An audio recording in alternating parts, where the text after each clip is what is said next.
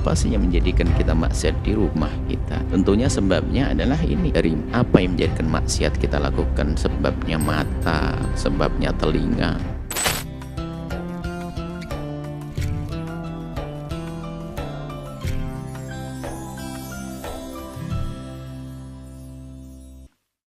Banyak orang tertipu di bulan Ramadan. Dia meningkatkan ibadahnya, tapi tidak sadar maksiatnya pun tetap berjalan, sehingga kebaikan-kebaikan yang dilakukannya pun terpangkas, terkikis, habis oleh kemaksiatannya. Dan itulah yang disebut oleh baginda Nabi, kam min sha'imin laisa lahu min siyami ilal ju' wal atas. Jadi ada orang yang puasa, banyak orang berpuasa, tapi yang ia dapat hanya lapar dan dahaga. Karena dia tidak menjaga lisannya dari menggonjing, tidak menjaga matanya dari melihat yang haram, dan seterusnya, dan seterusnya. Maka jangan sampai kita tertipu hanya meningkatkan kuantitas dan kualitas ibadah. Bukan hanya kita meningkatkan ibadah kita, memperbanyak ibadah saja, tidak. Tapi harus kita berusaha untuk menjauhi kemaksiatan. Apa sih yang menjadikan kita maksiat di rumah kita? Tentunya sebabnya adalah ini. Dari apa yang menjadikan maksiat kita lakukan? Sebabnya mata, sebabnya telinga. Sehingga apa kira-kira di rumah kita yang sangat erat dengan mata, sangat dekat dengan mata kita? Harus kita waspadai. Jika Anda kerja di pasar, karena di pasar ya pasar tempat umum, mungkin di sana banyak orang yang tidak menutup aurat dan sebagainya. Hari ini Anda sudah mulai berpikir, kalau aku jualan di pasar, aku harus membiasakan pandanganku ke tempat yang tidak ada auratnya. Mungkin juga yang belanja kepada kita adalah orang yang tidak menutup aurat. Maka aku pastikan di saat seperti itu aku sudah punya ilmunya. Aku hanya melihat duitnya saja. Tidak perlu melihat orangnya. Bisa jadi kita duduk di sebuah tempat bekerja di pasar. Katanya ahli ibadah, ahli zikir. Sambil mengulang-ulang hafalan Al-Quran. Cuman karena dia tidak waspada. Ternyata setiap saat pahalanya habis karena apa? Di depannya itu ada seorang perempuan jualan yang bajunya setengah badan. Sambil dia menyebutkan Allahumma sholli ala Sayyidina Muhammad, mungkin la ilallah, tapi ngelihat ke sana. Dan itu tidak disadari. Tapi terus mengalir setiap saat.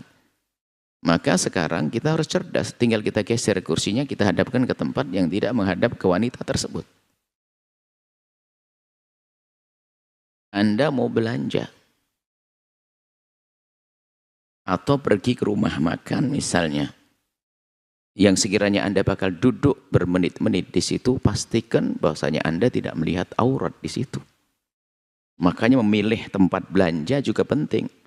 Jangan sampai Anda hanya memikirkan ini halal haram barangnya. Oh bukan, mataku halal atau haram. Kadang kita tidak berpikir sampai di situ. Latah saja kekeroposan iman. Dia menghantarkan makanan kepada Anda. Mungkin waktu dia menghadap, Anda tidak mudah untuk melihatnya. Tapi di saat dia sudah berpaling menuju ke sana, mungkin Anda sebagai seorang laki-laki normal, Anda mengikuti jalan dan lenggangnya. Semua manusia itu, karena ada min plus dalam diri kita. Ada daya tarik. Biarpun seandainya wanita itu, mohon maaf, sejelek-jeleknya wanita.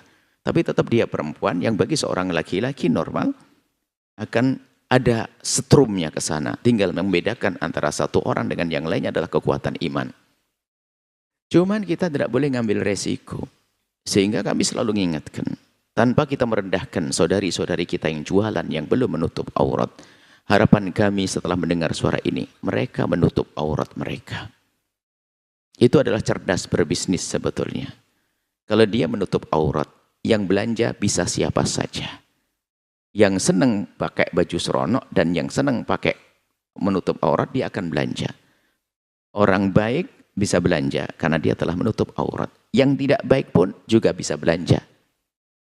Tapi kalau seorang jualan misalnya, mohon maaf yang jualan, kemudian dia tidak menutup auratnya, sebetulnya secara marketing lemah. Kenapa? Orang yang sangat menjaga diri tidak akan belanja ke tempat tersebut. Kenapa? Khawatir dia melakukan dosa. Ini bukan merendahkan mereka yang belum menutup aurat. Akan tapi ini menghimbau bagi siapa untuk menjaga diri kita agar tidak melakukan keharaman. Anda belanja harus milih dong. Ternyata di samping itu Anda menghargai syiar agama dong. Jika satu orang jualan menggunakan syiar agama dengan baju yang syar'i menutup auratnya, Anda harus utamakan tanpa merendahkan yang lainnya. Cukup Anda pilih dia tanpa harus merendahkan. Aku tidak mau ke sana karena aku tidak usah.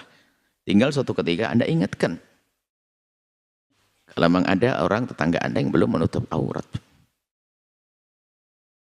Dan di saat kami bicara aurat seperti ini, wahai adik-adikku, saudariku yang belum menutup aurat, ini bukan merendahkan kalian, tidak. Justru kami ingin mengangkat kalian supaya kemolekanmu, kecantikanmu itu bukan dipandang oleh asal manusia. Akan tapi hanya orang-orang terhormat yang melihatmu, yaitu suamimu. Ini adalah pendidikan, bukan merendahkan. Maka jika suatu ketika ada satu ustadz yang berbincang denganmu, wahai saudariku yang belum menutup aurat, kemudian dia tidak mengangkat wajahnya dan tidak melihat kepada Anda, bukan karena dia merendahkan Anda, justru di dalam hatinya adalah penghormatan kepada Anda setinggi-tingginya, sehingga tidak mau melihat aurat Anda. Jangan direndahkan, jangan Anda merasa tersinggung dengan sebagian orang yang mungkin tidak mau melihat diri Anda. Karena apa? Dia memuliakan Anda. Karena Anda belum sempat menutup badan Anda, maka dia sendiri yang menutup matanya. Karena menghormati Anda. Baik, ini adalah bukan saja di bulan Ramadan, cuma di bulan Ramadan yuk kita jadikan momen-momen saat-saat untuk kita sadar diri dong.